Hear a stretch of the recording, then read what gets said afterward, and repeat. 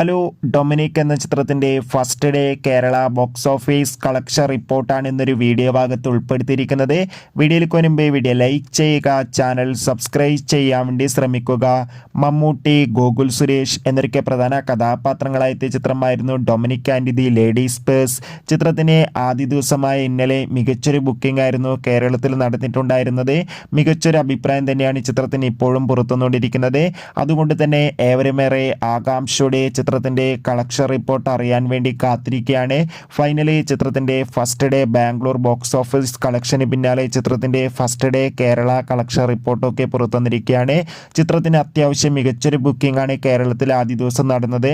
അതുകൊണ്ട് തന്നെ ആദ്യ ദിവസം മാത്രം 1 കോടിക്കടുത്തെങ്കിലും കളക്ഷൻ നേടിയെടുക്കാൻ വേണ്ടി സാധിക്കുമെന്നാണ് ട്രാക്കിംഗ് റിപ്പോർട്ടുകൾ സൂചിപ്പിക്കുന്നത്. എന്തായാലും ഡൊമിനിക് എന്ന ചിത്രത്തിൻ്റെ കൂടുതൽ ബോക്സ് ഓഫീസ് കളക്ഷൻ റിപ്പോർട്ടിനായി നമുക്ക് കാത്തിരിക്കാം. ചിത്രം കണ്ടവരുടെ അഭിപ്രായം കമൻറ്റ് ചെയ്യുക. ബൈ.